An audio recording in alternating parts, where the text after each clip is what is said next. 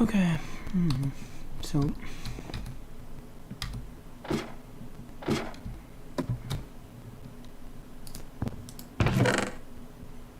40 carats. We have to buy 64 or make some. I'd rather buy them. I think M's are easier to replace than gold. So I'll bring emeralds. And we'll buy some golden carats from our pet farmers. I said we needed 24, I think. And then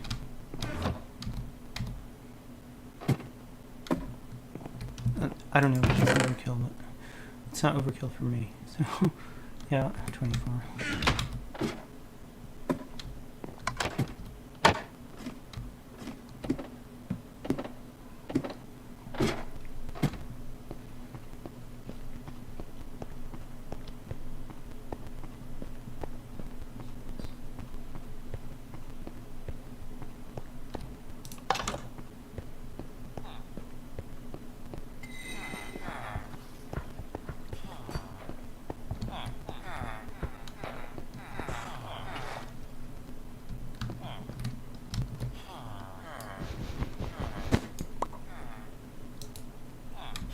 He's not coming, wasn't it? I mean, help. He never come over.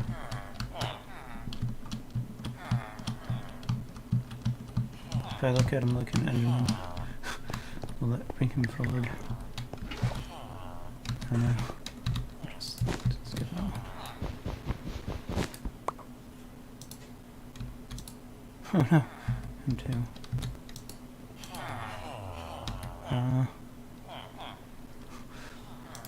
Why do you not like talking to me?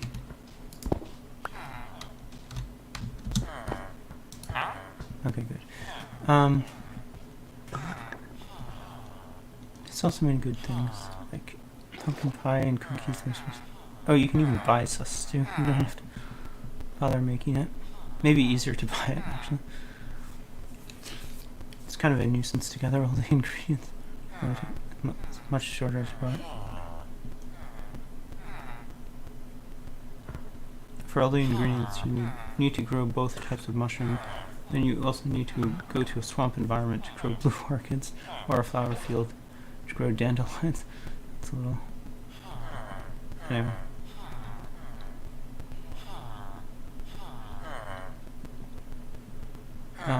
Okay.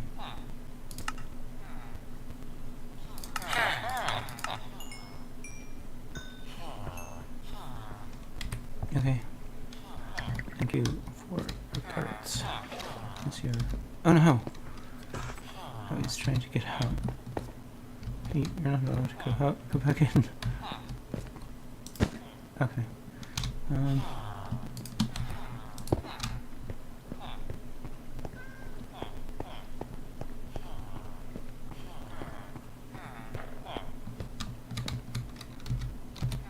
I don't know where they would go if they tried to escape.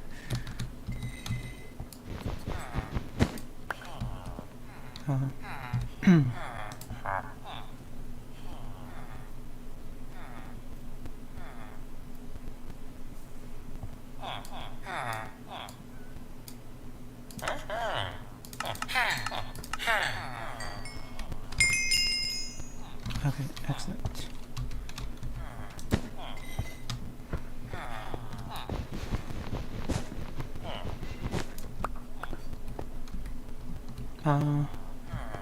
Okay, yeah.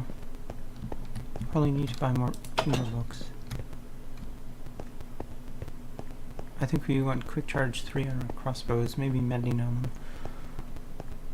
So that'll mean visiting the farm for a while.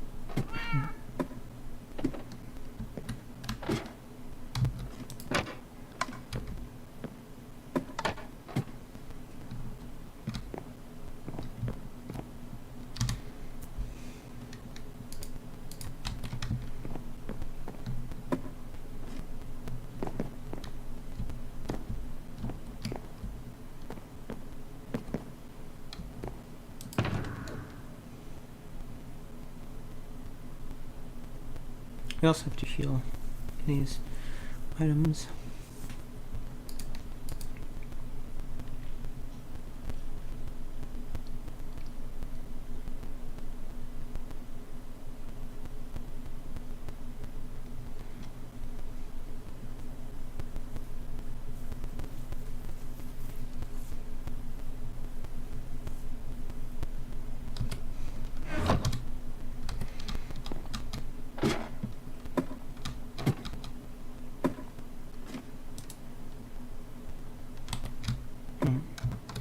Potions, maybe?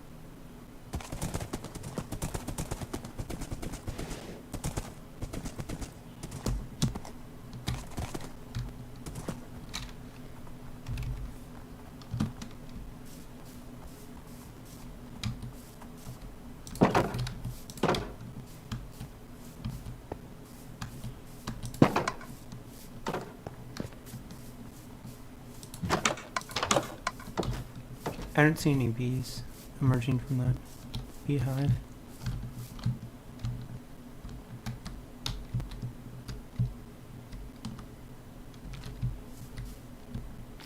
I don't know if I put it facing the tree by accident.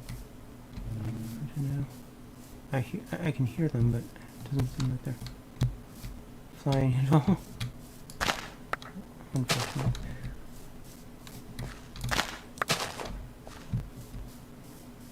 I don't know if you have to drain it of honey for them to fly. Oh no, he's coming back. There's at least one bee. I don't know about the other.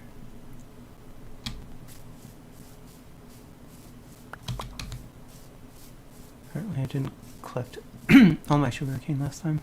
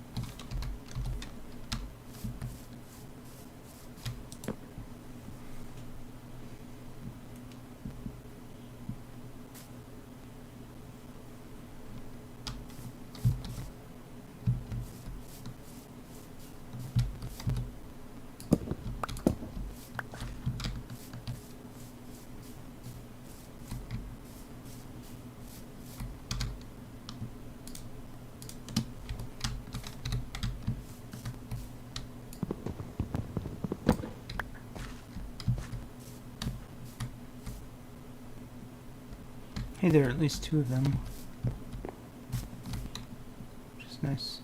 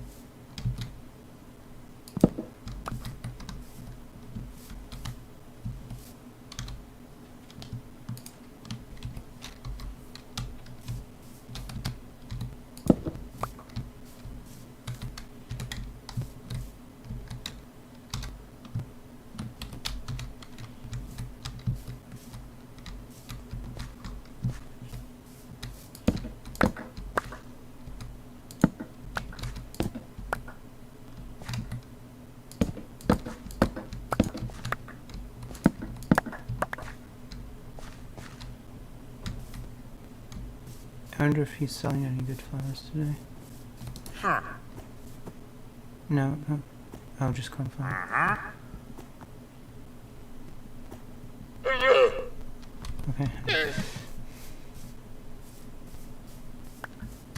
Actually, yeah, I know how to grow flowers, so I don't need that.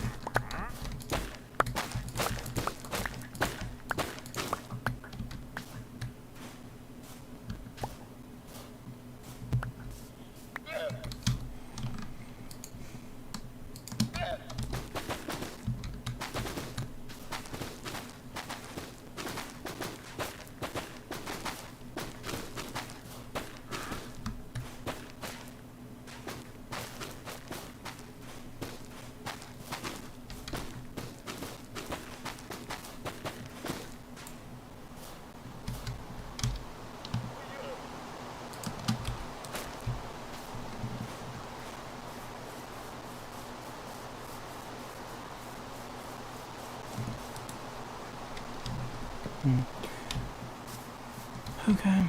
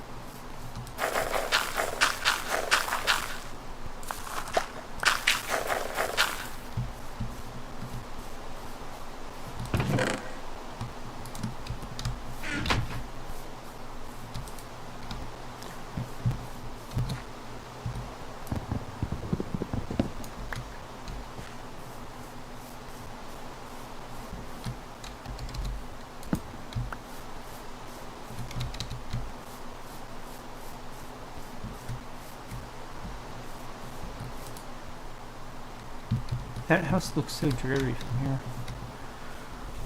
It really needs a roof and walls. But anyway, yeah.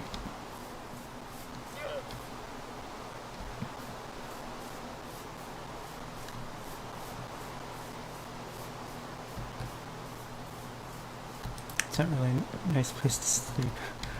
So,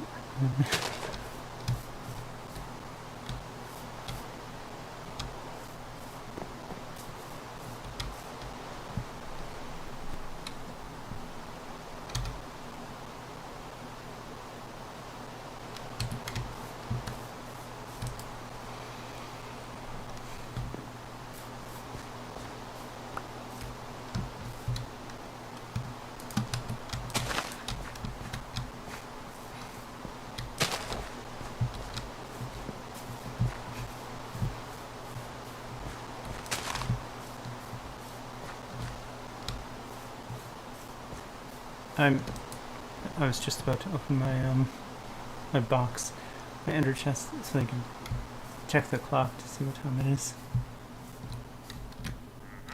When it's rainy, you can't really tell what time it is without checking. Sometimes, I suppose the light changes towards sunset regardless, but anyway.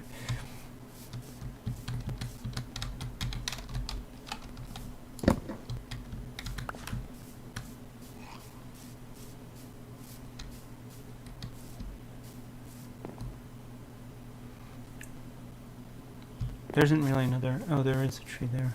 I shouldn't have taken the beehive from that tree over there. There was originally a beehive over there on that tree. But I moved it. And it's stored somewhere. I don't know where exactly, but anyway. If I put it back, I don't know. I don't know if that tree is close enough. That's the trouble. I don't even know if you need a tree for bees to fly around. Could just put it on the ground, but maybe it might need a tree, I'm not sure. Don't ask me, I know nothing about bees. In reality, I think you don't need a tree, it's just, I don't know if there's some, if that creates some problem in this game.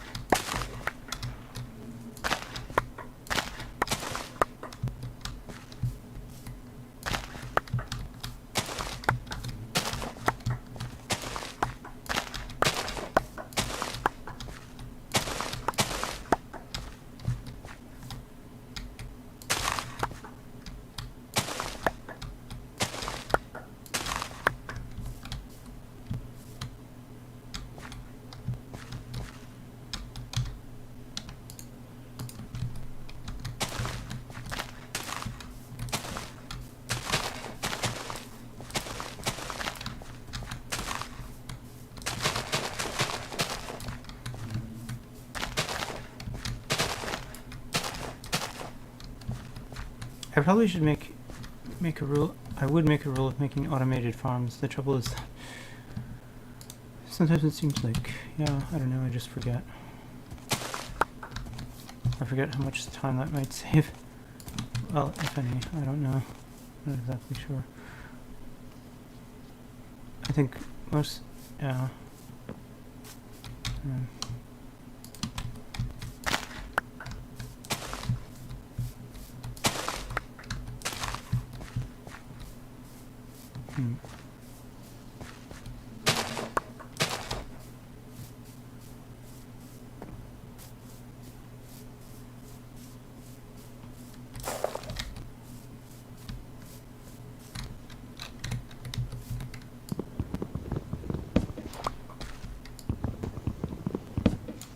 You'll never get rich farming wheat, but you will get rich try farming watermelons or pumpkins because they grow so much quicker, seemingly. And you only have to trade 6 of them instead of 20 odd for an emerald. Or you only have to trade 4 or 6 of them. Anyway.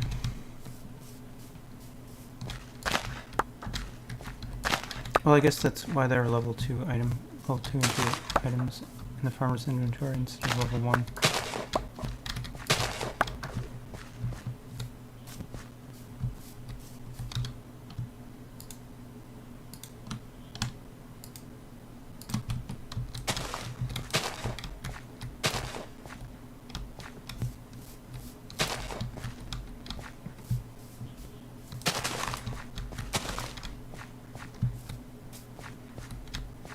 I wonder if I should just transport some farmers here. Actually, presumably it's better to have separate farmers from the ones which are in your trading hall. Then they could grow stuff automatically.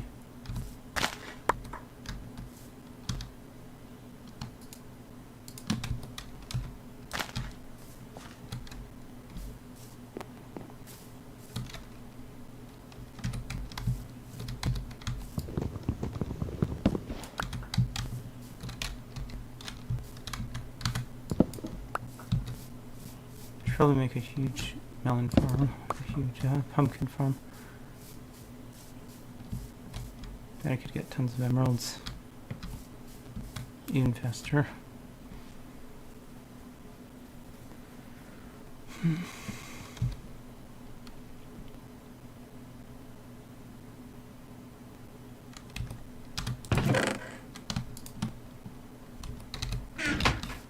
I think I'll go back soon. Go back soon.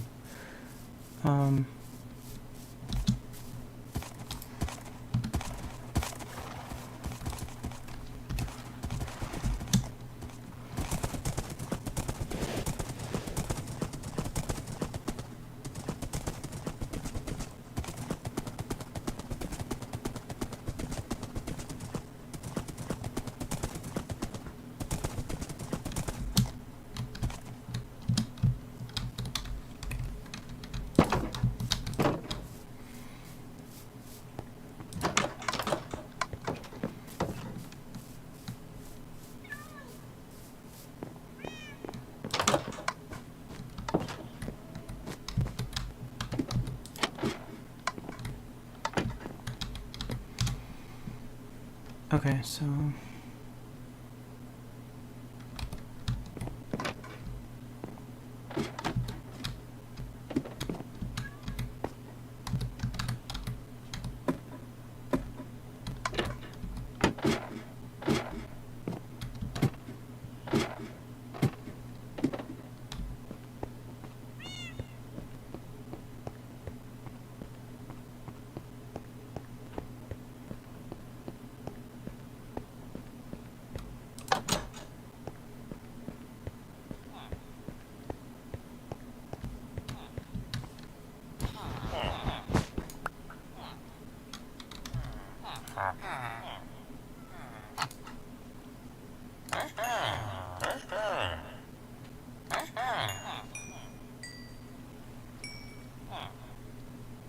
okay.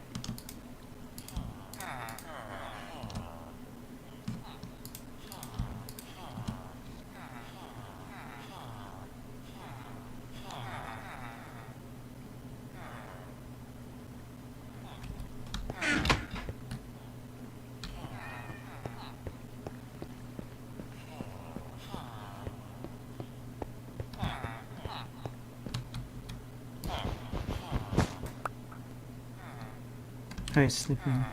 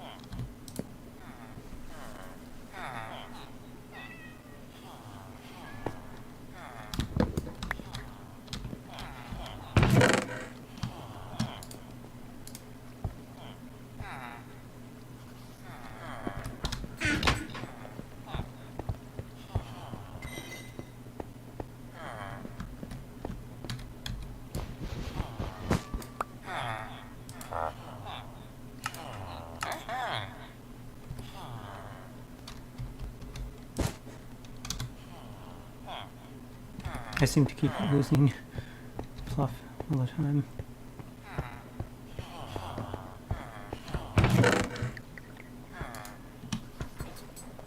Okay.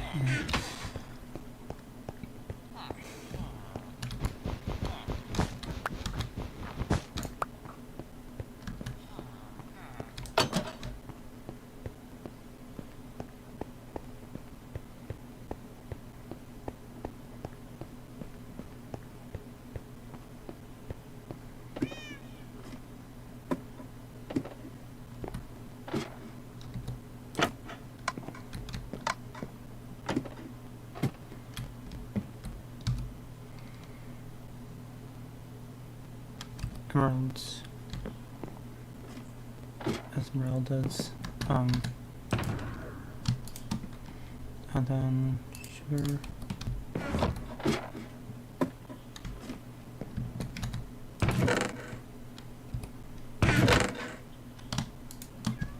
Okay. I should bring with me and put it in the other chest. Okay. I have to see how many are required for quick charge.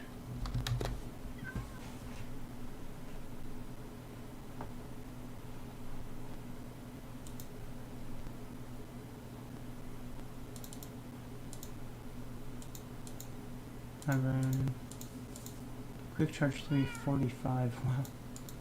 Well,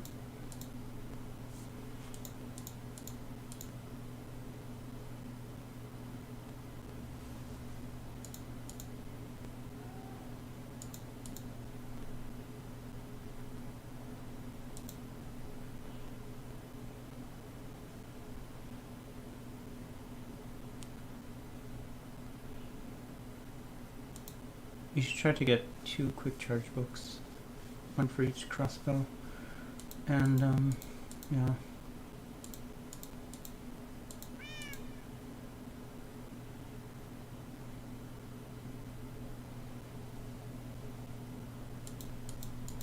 Unbreaking.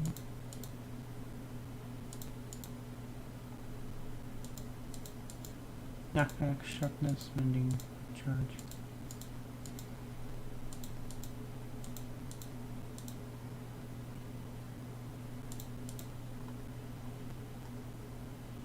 Carrot and potato.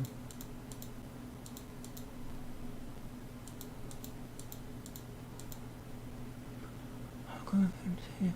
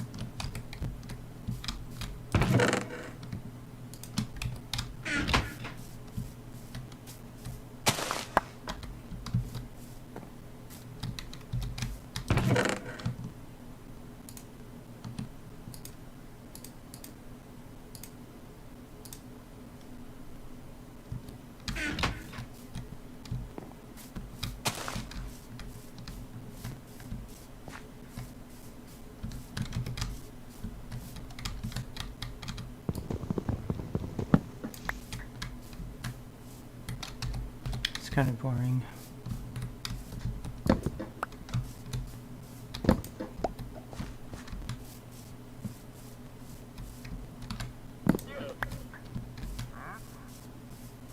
So what I should do is go here instead.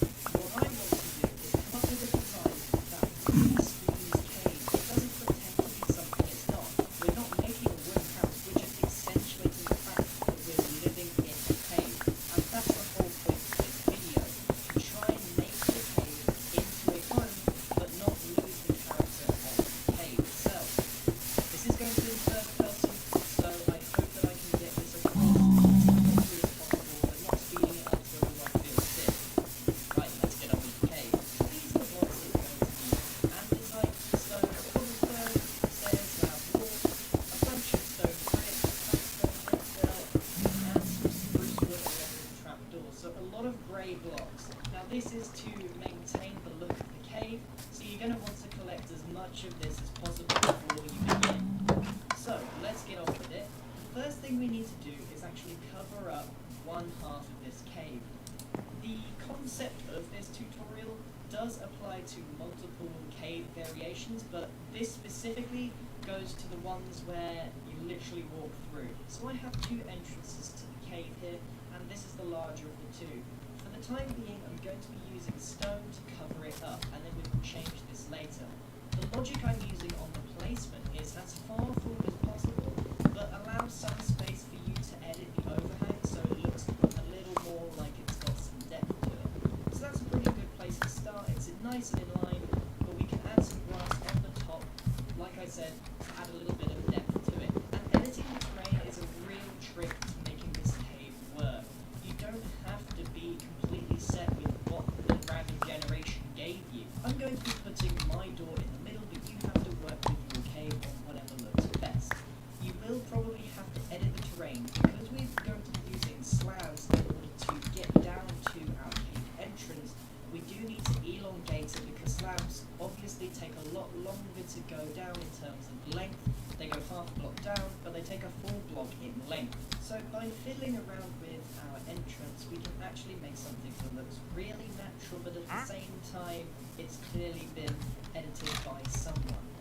By placing in the slabs, you get a very natural look, but if you make it too perfect, for example, having it at complete right angles every time, it looks a little bit strange. What I like to do in these situations is break it up by having some slabs and some staircases. Imperfection, I find, especially when dealing with natural terrains, just helps it blend in and look a lot more natural. And I'm going to be talking about making it look natural and making it fit, because that's how this cave build works. So we're going to be working on the front now for a little bit. Now I know that we built it out of stone. That was just to get the placeholder down. What we're going to be doing next is decorating this through texture. We need to replace all of this stone with a mixture of all of those blocks that we've got. We will also need to edit the terrain. Notice that I've got a little staircase in there, and I'm just playing about with what looks good and what doesn't. The staircases really make it look like it's got some structure and not just a flat-faced wall. I'm now completely going to transform what this is made out of. When I'm done with it, there's going to be very little stone. And if you find this boring, you're not going to like this build, because there's an awful lot of changing the textures. Fortunately, I have welded it, and I don't need to do this normally, but for those of you that are doing it completely vanilla, you're going to find this a little bit stressful. You can see how the texture of this, although it's only changed into variations on the grey blocks, it's made such a stark difference in how it looks. Using the andesite, the cracked stone brick, and a mixture of stone really makes it look more weathered and natural looking. But once you've done that, you will want to attempt to do what I'm doing here with the trapdoors. I like the look of this because it looks so temporary. It doesn't look like it's meant to last forever. It looks like someone is temporarily living in a cave with whatever they can get their hands on as resources. Trying to create an atmosphere through building is just as difficult as making a good-looking building in the first place. Using these blocks, not only do they synergize with their colors, it just looks fantastic and atmospheric. But the terraining is never done on a job like this. Making the front of the cave house is very minor in comparison to how much terraining that has to be done. It's all about the overall effect. If the front of the cave doesn't fit the surroundings, it's going to look a little bit silly. So you do need to remove some of the dirt and add in those grey blocks at random places. So a lot of andesite, a lot of cobblestone, a lot of cracked bricks. But overall, I think we've got a fairly good looking. And then we're going to go ahead and start terraining the inside of the cave before we even touch the other entrance to our house. And in fact, it's probably going to end up being very similar to what we just made on the other side. What I'm going to be doing here is very difficult to explain, because when I'm editing the inside of a cave, I'm literally going by what looks good. I have a general idea, and I will go over what I think you should be attempting to do. However, cave will not generate the same thing. You guys cannot copy me block for block, because the cave cave that you are trying to do this on will look vastly different to mine, so I'm going to have to just try and explain what I'm doing. The first thing is quite obvious. I'm making it shallower. So if it's quite a deep cave, you don't want to have a very steep incline. This is natural, of course, because you don't want to be going up and down really steep hills when you're inside your own house. The other thing is I'm making it taller. You will want to edit the ceiling to be as high as possible, which may be difficult when you're in a cave like mine, which is incredibly close to the surface. Not only will you come across lots of dirt, which you will want to stone or a mixture of all the grey blocks, but you will also break into the surface. So you need to just have a lot of dirt prepared. So if you do break in, you can just replace it, or even set a layer on the surface itself if you find that you haven't got enough height. Now, unfortunately, this segment is actually quite boring to watch. So I'm going to try and show some clips of what I'm doing without showing you the whole thing, because you really will get the idea. Look, I'm just replacing the dirt with stone, heightening the cave.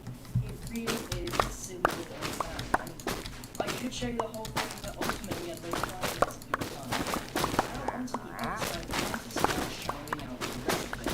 Much like the inside you've already completed, we will point out each layer just to elongate it, making sure that you're not walking up any completely split slope. And as I said earlier, you're going to have to do this bit a little bit like I know that this cave.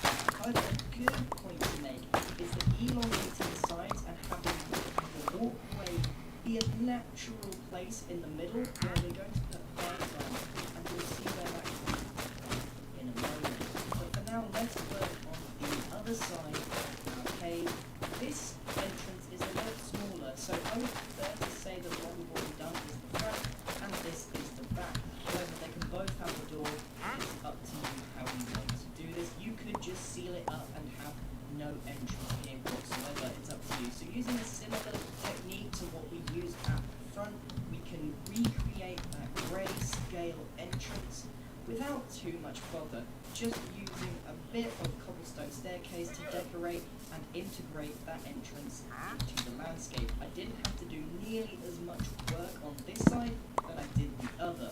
What if you want to differentiate it from the landscape instead? That dirt with stone. And I really can't stress enough how important it is to make sure you don't have any dirt. It's such an unsightly block and really ruins the interior feel of your cave.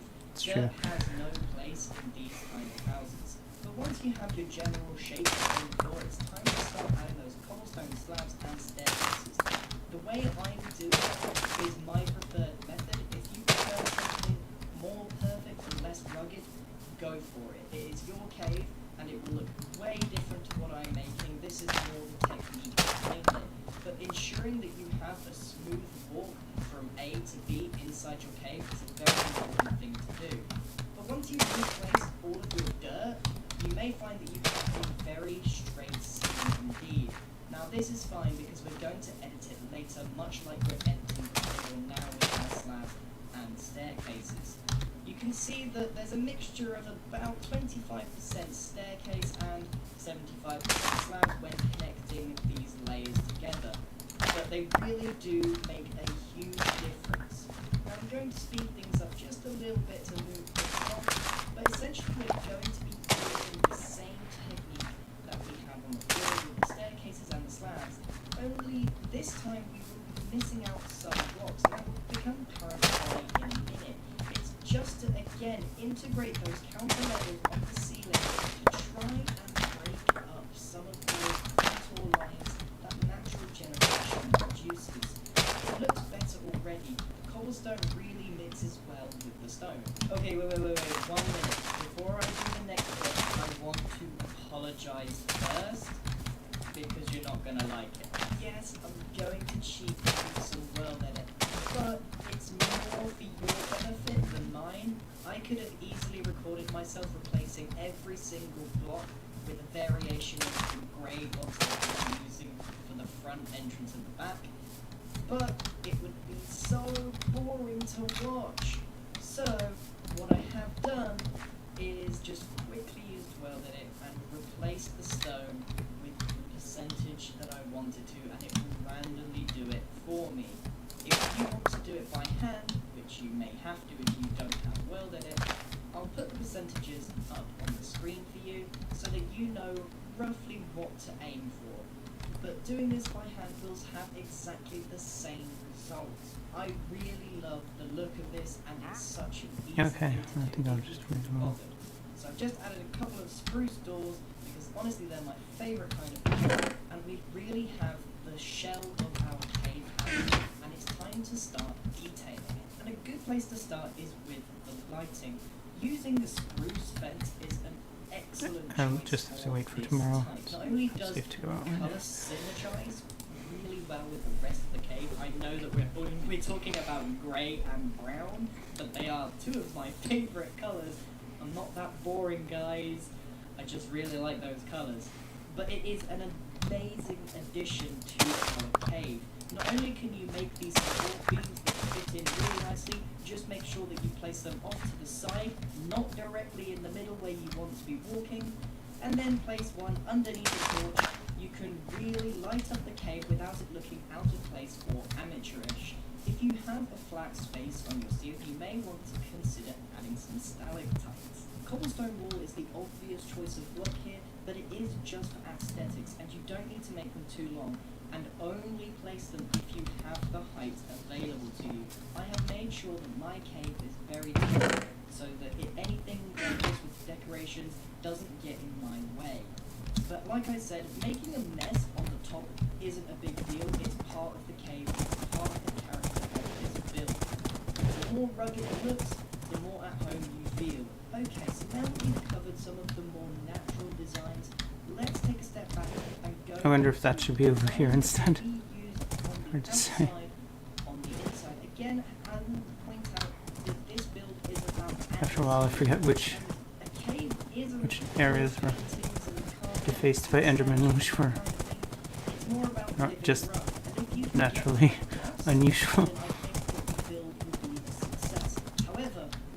Start to see their handiwork. But I promise you, it should look like it fits. It's all about perspective. So all I've done here is just decorate a furnace. You would put a furnace in your house normally, but by adding these trapdoors and these spruce pillars, you can really make it look more at home. And not only that, you can accentuate the location. Because everything is grey, finding a furnace isn't going to be easy for someone's eyes. So just by outlining a nice touch is an excellent way to make it stand out. Now the next bit is entirely optional. Because we have so many grey blocks, the floor, the ceiling and the walls are all exactly the same. Acacia log breaks up that texture boundary so that we can differentiate the floor a lot more from the surrounding textures. There's a lot of greys going on and there's a lot of grey science going on, but hopefully you agree with me and you understand where I'm coming from. It's all about that atmosphere, all about the textures and the feel of things. And I think Acacia log was the perfect choice for this. So we've pretty much got our main room finished. We can go ahead and add some storage, so you may need to edit the terrain afterwards when you realise you haven't got enough space like me. But you can easily just knock a hole in and add some chests with a little bit of decoration. I tend to add two chests on top of each other with that separation fence and along with some trapdoors on the top, just to literally top it off. But again, editing the shape of your cave is probably going to be necessary. Don't be rigid with your design. If you need to expand, expand. And I know that probably sounds quite annoying if you spent so long replacing all of these blocks. Overall, I think this room looks really cool. There's a couple of things you can add, mostly to personal taste. If you need some extra lighting, glowstone with the appropriately coloured carpet will do perfectly in this situation. Place them at your leisure, wherever you feel like it. So you may have noticed I added that little hole there, that's going to be the bedroom, but I think there's just a couple more things we can do. Decorating again with trapdoors. I did say at the start we're going to need a hell of a lot of trapdoors. So again, simple designs using the same technique really work well. So I'm pretty happy with this design. Let's start knocking out the bedroom. This is going to take a while, especially as this is not going to be part of the natural generation of the cave. So we want to try and match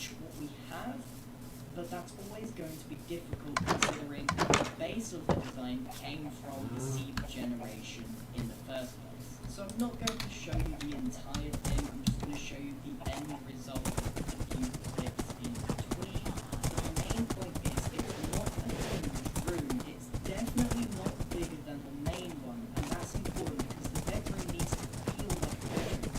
If it's way bigger than your main room, then it's not really a bedroom, maybe your main room is.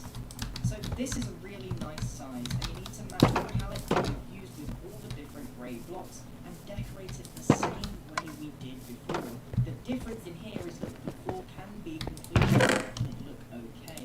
This is your bedroom, so it needs to look a little bit more homely, but again, still Wish there was some way to get that pig out of there. of the Oh cave. wait, I could lure him So with by gold. decorating I don't the know. roof and not the floor, we can really start Will to they get that feel follow you going if you carry both gold? sides. The homeliness of the bedroom, but the roughness of the cave. And stalactites really work well in this situation. Then we can go ahead and start decorating.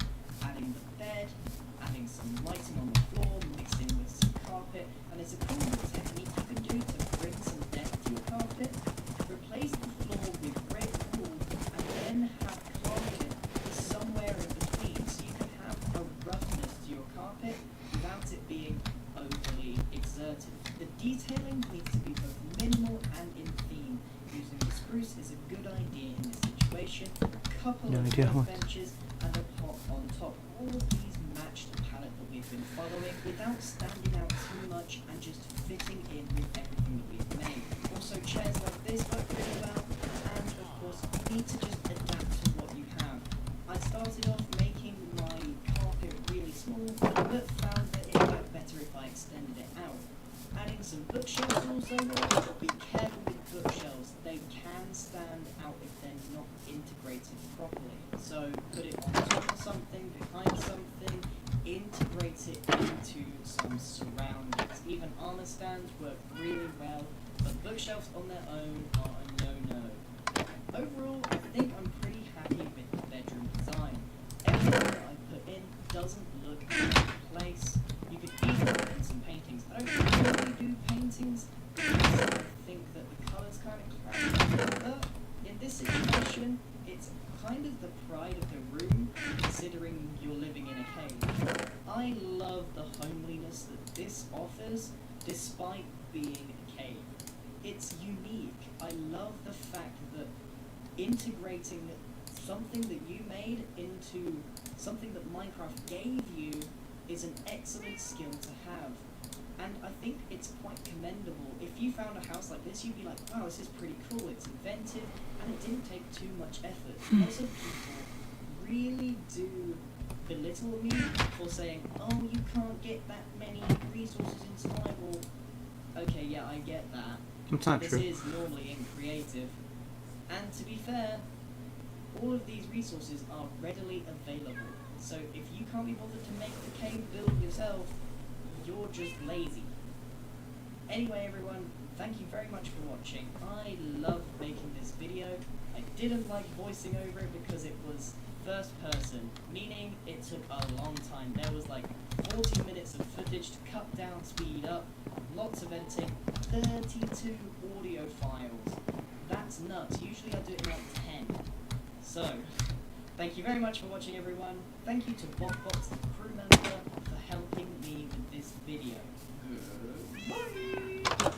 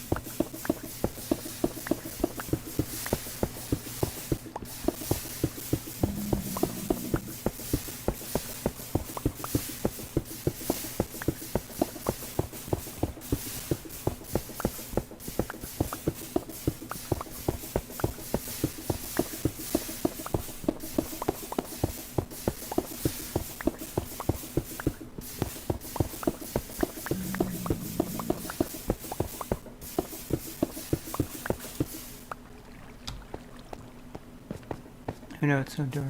I don't like it when it's dark.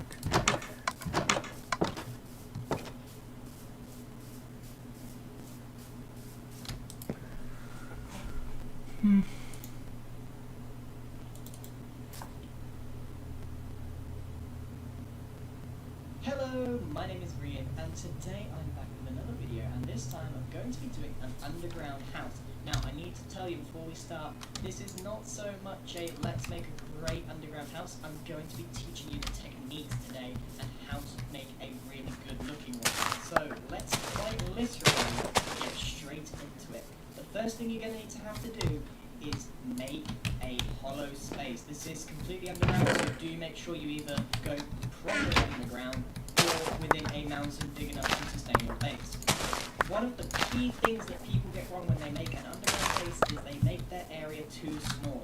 Now what I'm doing here is simply an entrance door to the main thing. Because there's a lot to talk about when building an underground base, I'm essentially going to show you things twice, or the techniques twice, just so I can get the point across. So one of the main things you can see already is that I've made a drop-off. I am creating a shape in this entire room. Much like when we build an exterior, on the inside in an underground base, we need to have shape. Most people forget, when you're underground, you can create a shape just by hollowing it out just as much as you can, making something on the outside. And this is a very, very key part, because people tend to make a box and then think, how can I decorate this box? What they really should be thinking, and what you should be thinking, is how can I make my underground base have a brilliant shape? And I just achieved this with an entrance hall by producing a very quick drop-off and creating a couple of pillars which are going to have arches. What I then do is then raise the roof quite literally in the middle between those two arches and create another arch just for the shape of that ceiling. And the entire video that I'm trying to convey to you today is entirely based on you grasping the prospect of having a shaped room. An underground base is completely reliant on its shape, feel, and how you navigate through it and your perceptions, instead of how you decorate it. And trying to get this across is very difficult, which is why I'm not going into like a step-by-step. I'm just showing you how important it is to get the shape right. And we're going to move on straight to the second room, where I have dipped in a lovely little basin, which I could put lots of chests, or an enchanting room, something like that, just to give you some ideas. But that's not really the main point of an underground base, although it is its function. To look good, we need to make something tall. So you're going to have to excavate a lot of space. And I went for a similar design where I have a tall roof and then a taller section in the middle, just to accentuate the parts of the underground build which matter. The basing at the bottom complements the ceiling, which is even taller than the sides. This is really important, and we're going to just outline this shape with a slight frame. We frame just as much on an underground house as we would on an outer house. I don't know what you would call them, building on the outside, on an exterior. We also use frames. We use frames on the inside as well. So it's very important, and I'm just going to copy paste that same one. And it's very, very crucial that we understand that any sort of right-angled shape need to be smoothed out or given a shape of some sort. Just like we did in the entrance hall, we just put an arched roof over the top. And you can see the difference that this has made just instantly. And copying those frames just a couple more times as pillars that look like they are supporting the build really help. Look at that. That was so simple to make, but the shape is what's important here, nothing else. I've used all grey blocks, as you may know, from it just being completely stone, brick, cobblestone. And it was all about those little details, the shape of the ceiling, the shape of every section, and even on the pillars I've added some cobblestone fence just to give it that slighter edge and that more interesting detail in it. So hopefully I've got that point across by now, and the rest of the video is kind of just accentuating that point. Even now, in these tiny sections on the side, I'm just making the shapes that are going to improve the overall build. So when it comes to decorating, the finer details are quite important. You might want to choose a slightly different colour palette from what I have, because it is entirely grey. I was going for a rather dwarven look. but I have gone for my very stereotypical conceited G of my underground base, you know, G for green. There we go, there's my logo. I don't know why I keep doing it, but every time I build something and there's an empty wall, I'm like, yeah, build a G right there. And as you can see, it's really starting to come together now. I never really did finish this underground base because I feel like once you've got the overall shape, you fill it with the stuff that you need in your survival world, such as your loot chest rooms, and your crafting rooms, your smelting rooms, all that kind of stuff. And it's not really necessary for me to go through like how to build a room, because once you've got the concept of having this shape, and this is just one idea of a shape, you could have a cross-shaped room, or just something more domed in shape, anything like that. The key factors are accentuating the heights of the room, and hopefully that will come across today. And I feel like I was told this a long time ago, I would have understood how to make an underground base a lot nicer and a lot quicker.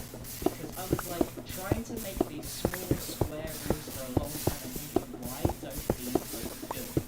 And it is simply because you can't decorate a small box. I mean, you can make it look nicer by changing the colour and the carpet and, you know, decorate it that way. But ideally, you want to treat the interior of an underground base like you would the exterior of a normal house that you're building. And that's really, really the key point of this video, although it did take 7 minutes to get there. So hopefully you've got the idea, and you can just take a look around how I decided to decorate this room. A few other good tips is having a bit more. In fact, that's a very key point, because you need to be able to etch into walls, much like I have with the decorative pillars and with the door goes, as much as you need to decorate the outwards with the pillars and the arches as I've shown you in the entrance wall. So you need to make sure that you create an environment which you have enough space to do what you need to do to get there. So hopefully you've got the idea, and you can just take a look around how I decided to decorate the room. A few other good tips is having thick walls. In fact, that's a very Yeah, key thick point, walls. because you need to be able to etch into walls, much like I have with the decorative waterfalls and with the door lines, as much as you need to decorate them outwards with the pillars and the arches as I've shown you in the entrance wall. So you need to make sure that you create an environment which you have enough space to do what you need to do. And unfortunately, that's kind of it. If you want to be able to light it, just stick some torches there, or some glowstone under some carpet. Lighting is a fairly big issue, but I'm sure you can manage it on your own. Mostly, it's all about that shape. I recommend that you give it a go yourself and see what you can come up with. You probably want to try and use a lot more wood than I have, and log and that kind of thing, because it really suits the underground style. I think this is stay and play, you can manage to clean it up a bit. But anyway, that's it from me. I hope you enjoyed this video. It's been a very different style for me, because the entire video I've been trying to get across one concept instead of giving you like these general tips about building a house. It's been honestly quite weird, and if you haven't got that point by now about shape, then I will.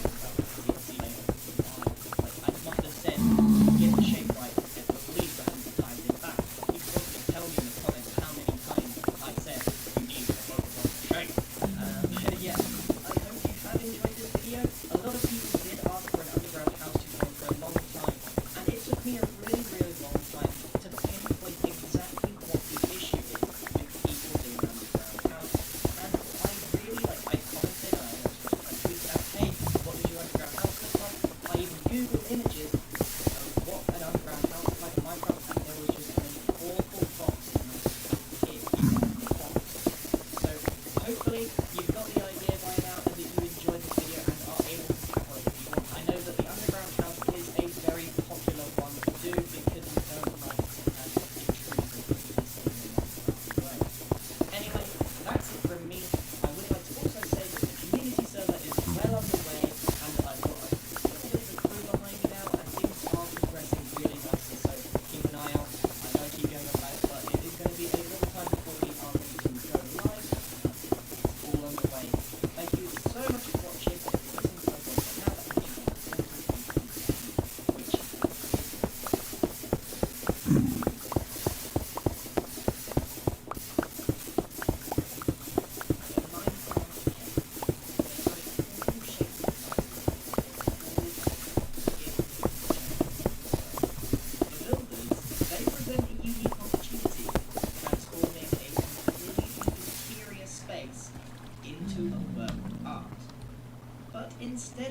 keeping a standard Minecraft cave as it is, I thought I would present to you some ideas and inspiration for those of you who don't really care about the world above ground with grand exteriors, and instead want to make something epic below the surface.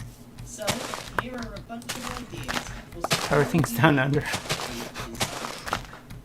get started. So the first one that I want to show you is a cave, but it's an underwater cave. So we found this really cool ravine with a shipwreck hanging out of it, and I thought, wow, that was cool. So I chose this particular ravine for an underwater cave. So inside the side of the ravine, I basically just dug out a big hole and covered it in andesite, and then decorated it to look like some sort of sunken treasure. Perhaps this build is telling a story of how this ship took this treasure down and it was hidden under here. Now the inspiration for this cave actually comes from Hermitcraft 6 base, so you can see a little similarity there. I actually chose to put this entire base as andesite rather than stone because it gives a little bit of a different texture. As you can see, we've got some tights from the ceiling, and then we've got some support beams made of wood to kind of match the whole underwater shipwreck theme. Now, because it is underwater, and I am trying to make these caves as survival friendly as possible, maybe not to make, but to use, I've included a conduit with some kind of decoration. It's in its own little cave over there, but of course underwater we can't actually make any decent farms because the water obviously ruins it. So I made like this little room here where you can still see into it, roughly speaking. You can make a with decent stained farm glass, underground. and then got all of the farms in its own little pocket here. So you can have your beetroot and your wheat, whatever food that you want to make in here, no problem. And this can be Just use TNT or something. and I It does take a while, or they don't know. swing downwards and then To go hollow back in, out. and you can swing out of the one by one tunnel. I really like this design because, as with this ravine, it's quite big. You could make many, many caves of these along the ravine and link them all up, kind of like Iskall did in his Hermitcraft 6 base. Because of all the weird generation things, especially the shipwreck here, this build tells a story, and I think that that is really cool in and of itself. But let's move on to the next cave. Icebergs and iceberg biomes are very much a new thing, but just because a cave is not underground doesn't mean it's not a cave. You could turn the inside of one of these icebergs into a cave itself because they're so massive. And with a pickaxe, you can get through ice very, very quickly. With some efficiency pickaxing, it's instant mine, maybe even faster than instant. So you go inside, and what I've done is I've used lots of end rods to look like icicles falling from the ceiling. You've got to be very careful because these end rods will melt normal ice, and I've actually used some normal ice to let some light in because it does go through. And these are like windows without losing the whole iceberg feel. Now, the floor, I've actually had to use some sort of light blue concrete powder because having a floor completely made of ice actually makes it rather difficult to get around. So I've got sort of a pathway going through here with some hidden lights underneath. The whole point of this was to try and keep it as light and blue as possible, with the exception of our chests and stuff. So I've got some storage and some basics here, a bit of decoration, and also some snow, which I've hand placed in little corners to make it seem like it is actually very, very cold in here, and it gives it a bit more detail. Because detailing an ice cave like this is actually quite difficult. I've made a chandelier made out of some stained glass, and that adds a really nice eccentric effect. And of course, we must have some fun as this is meant to be survival friendly. In its own cave with lots of end rods as light, and it's actually got some grass in here as well. So you can again make these sort of pockets of caves, got some windows out there. You get a really nice feeling. Over here, what I've done is because I wanted to add enchanting roots to all of these caves, or most of them. If I find just the right spot, then it accelerates. Well, with the ice in the perfect colour. So what I did is I just shaped up like a big camera. It's like it's broken You can get like four an existing shape. cubes per And I second. just made it really, really tall with some ladders and some extra detailing, and then you can get all of your levels of stuff because it's got the lens on the bookshelf around it, and I think it works quite well because of how it's I've also included a nether portal in this one, it's just hidden amongst the ice,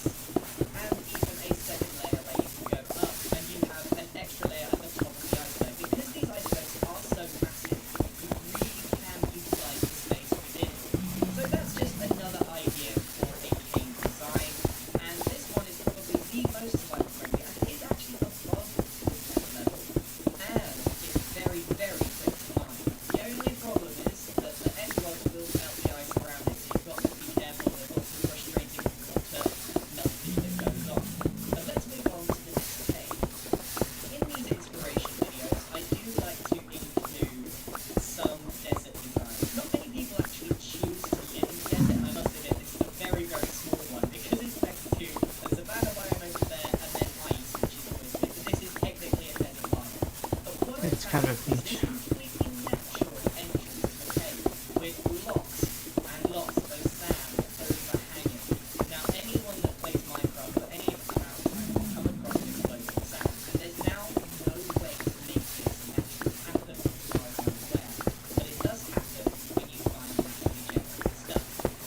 So I decided to make this cave and try my best not to disturb the sand. And I made it. Don't worry, I think we're going to put this in later on. But what I did was change all of this to smooth sandstone. This was all stone before to make it completely yellow and make it all desert theme.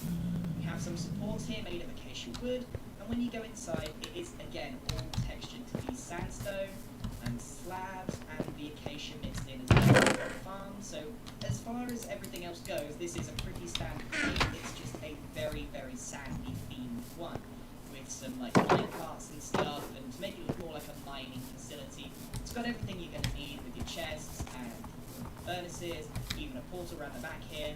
As far as I'm concerned, this is a pretty standard cave, and maybe down here you have all of your mining access, etc.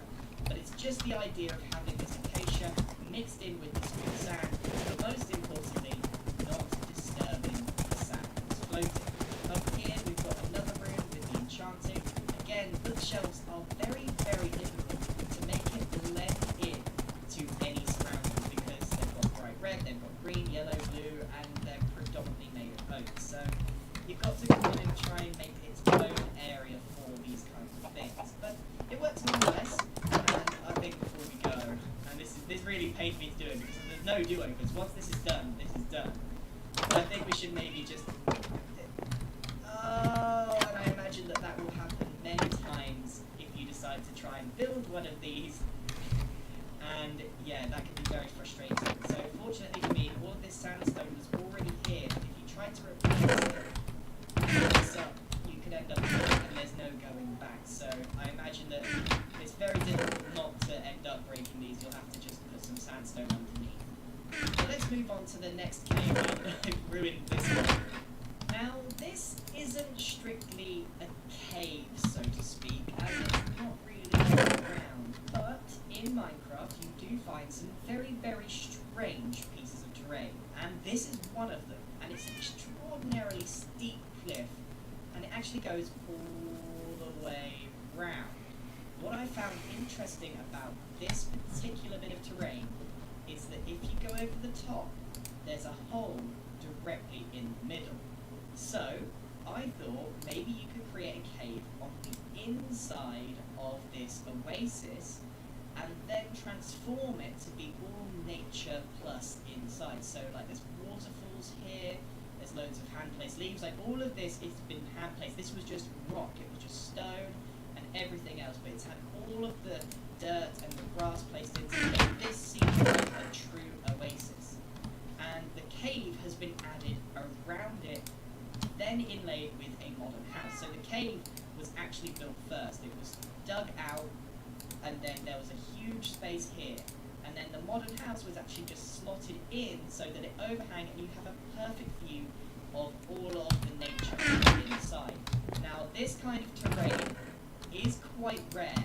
I don't often come across terrain quite as tall as this, with a perfect circle in the middle. And it's, yeah, this is just so hidden. If I was travelling through the world, I wouldn't bother going over the top of this. I'd go straight past this. So this is a pretty decent hidden cave, even though it's above ground. And I think that's why it's so cool, because it's hidden in plain sight. But let's have a look at the actual house and how it's. So the overhang here is a nice oval shape, and it's kind of like an Oreo. And now that you sort of see that, it's got the white and the grey stained glass in the middle, and then it's supported with some dark prismarine. It gives this really nice effect, and then it's layered with a bunch of other stuff. So you've got a farm, and then you've got a swimming pool, and then you've got a bit of grass underneath. Those layers then make up the house, but it is still a cave on the inside because the walls are never really completed. You can see there's a coal wall available here, and then there's a bit of aquarium, but there's still a cave with the roof and the ceiling and stuff. It's all part of the overall effect, especially here in the bedroom where all of the walls are made out of the cave. And then you just put down the floor and then a bit of the ceiling, but you've still got a sort of very modern base still set in a cave setting, and I think the overall effect of this one makes it my favourite cave that we've seen so far. So that's another bit of inspiration for you. However, finding the perfect bit of terrain like this is going to be a little bit of a struggle, and another downside of this particular build is the nature part of this, filling this up with all of the cool leaves and stuff, takes just as long as it does to make the actual base. But actually carving out this big hole doesn't take as long as you think. But let's move on to the next cave. So in this video, I really wanted to make sure that I came up with some quirky designs, because I've come up with cave design before and I've shown how to build caves underground, so I really wanted to come up with some unique inspiration. And as I was travelling around, I saw this floating rock. Now, this does happen very occasionally, especially in this kind of biome. So I thought, why not actually put the cave base inside it, and then have a unique way of getting inside? Now, I'm no redstone expert, so all we've got here is a very simple slime launcher, but it does push you straight up into the cave. So yeah, if there's a way to hide this, then by all means do it. I'm sure that there's like a piston extender you can do, but the redstone involved is probably quite crazy. So I've just got a very simple slime launcher. You press it and it pushes you up into the cave. Now obviously people will see this bit, but as for the cave, this is completely hidden, even on the top, and we'll get to that a bit later on. So as for how hidden this is, it is very much so. So let's go in and have a look. So this is in the same style as sort of my Hermitcraft Season 6 builds, with the white concrete, the cyan terracotta, and I've tried to fit as much in this small floating boulder as possible. I think this is a really cool design. Now I have included everything, even if it's on the small side. So we do have our enchanting table with all of the bookshelves that you're going to need, a nether portal that fits in this inverted L shape, and even a farm, which, I'll be honest, it's a little bit on the small side, but you can do these cool lights with the end rods because they really do look like modern lights when you place them like this. Mixed in with some iron trapdoors, you've got yourself a really cool looking lamp. I've even put in some paintings, and then all of the bits and bobs you need, chests, and etc, etc. It's not a massive base, but it is compact, it is hidden, and it is still a cave. One of the interesting features of this design is that on the ceiling you actually have glass, but because of the biome, it actually snowed on it when it was storming, and it's completely hidden, but the light still goes through it. So there's not really much need for torchlight as such, as you would in most caves, but on this one it's all natural light, which helps a lot when you want to see everything. So yeah, I'm very happy with this design, even if it is very compact. But again, this one does actually rely on you finding a little bit of unique terrain like this. Of course, you could do this design in any singular cave, but I wanted to present something unique, especially with this hidden top and storming, and it's completely bookshelves that you're going to need, a nether portal that fits in this inverted L shape, and even a farm, which, I'll be honest, it's a little bit on the small side, but you can do these cool lights with the end rods because they really do look like modern lights when you place them like this. Mixed in with some iron trapdoors, you've got yourself a really cool looking lamp. I've even put in some paintings, and then all of the bits and bobs you need, chests, and etc, etc. It's not a massive base, but it is compact, it is hidden, and it is still a cave. One of the interesting features of this design is that on the ceiling,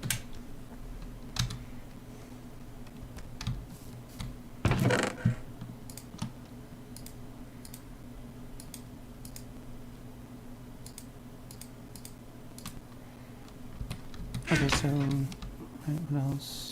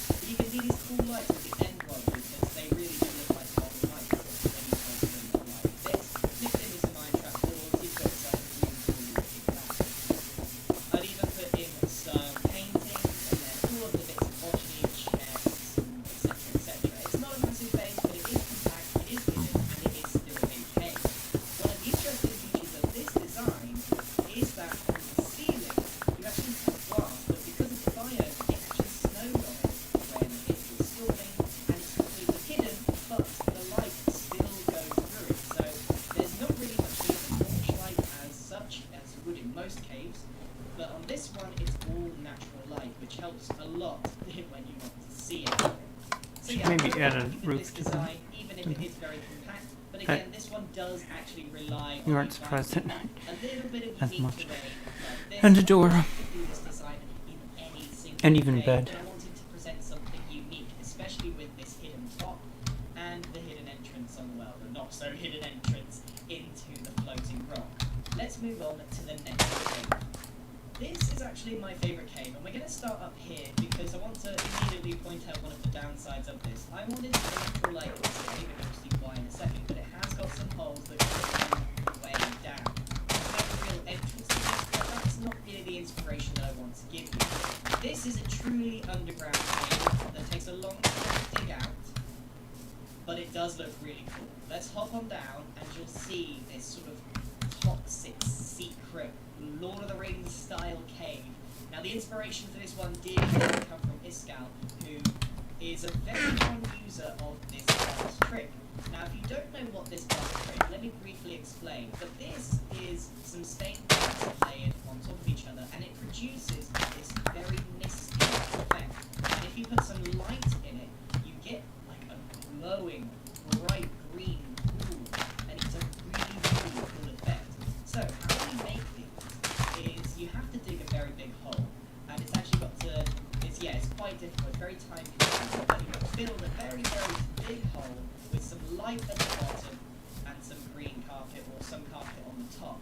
You then have a space, and then a bit of glass, then another space, then another layer of glass, then another layer of space, then glass, etc., etc. You need at least 5 or 6 to get the effect, but you can do this up to 10. But you do want that light to come through so you can get this really weird effect.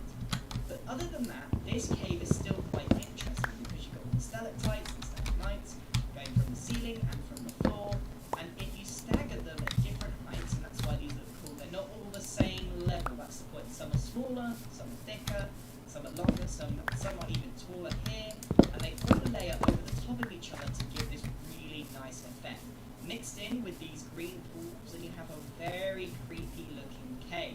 It's actually lit up quite immensely. There's loads of these light grey carpets with some lights underneath. Even the nether portal here, this is giving off a bit of light. I created this big obsidian square and then layered the shape over the top of it to try and hide it, so maybe not that well over here, like so, and it gives it that really nice shape. You know, yeah, I'll put it like that. But it gives it a really nice shape, like it's been carved out of the mountain. It's very unique. And if these were maybe purple stained glass, this would look even like it matched the whole thing.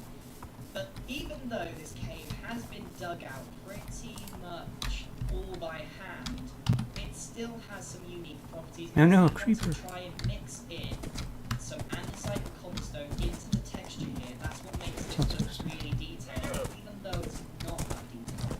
Let's remove that creeper so it Slabs isn't here and there, doing anything. but one of the main things is all the diorite is gone and all of the granite's gone, and then all of the ore is gone as well. If you're making a cave, the biggest tip I can give you is to make it all uniform. Whether it's stone, sandstone, andesite, whatever it is, you've got to get rid of all the ores and everything else to make it look nice and clean.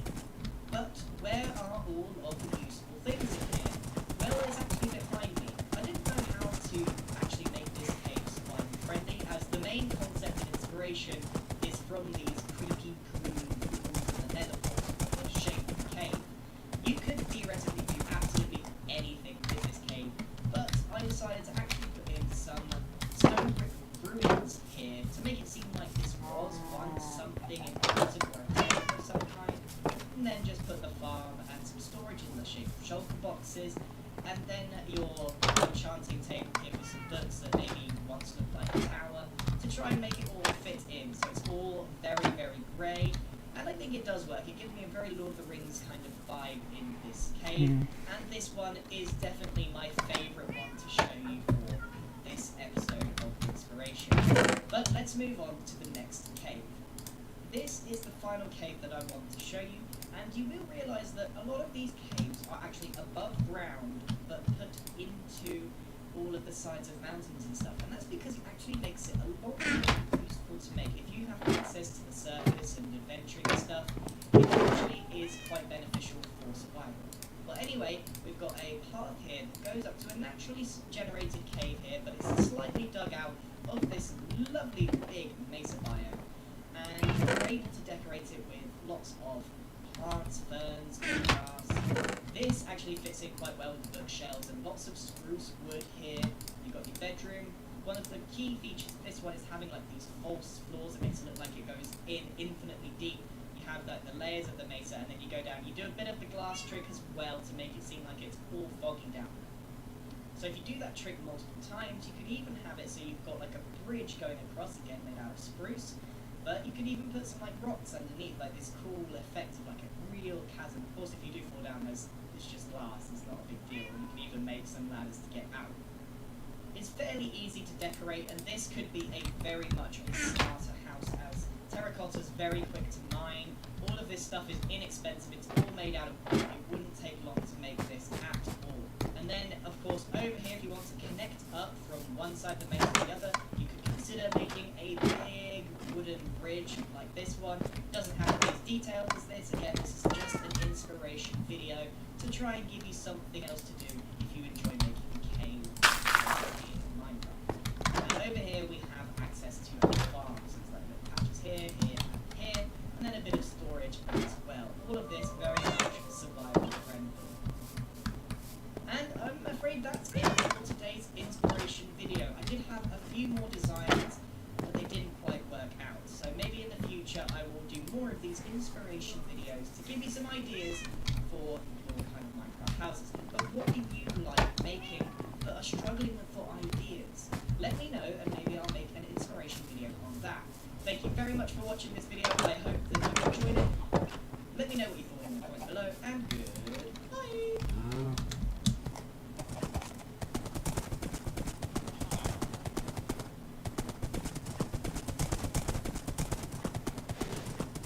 That's Rift Horse. I don't have a better name for him.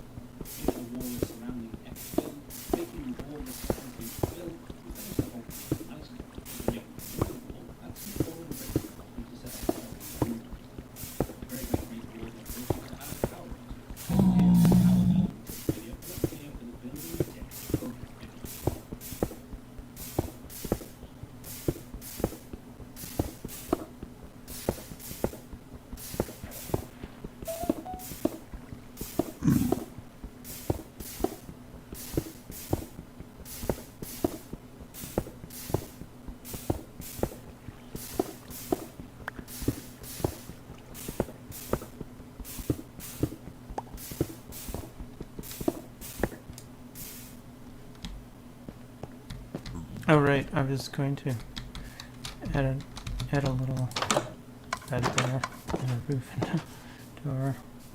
I'll do that tomorrow, I suppose.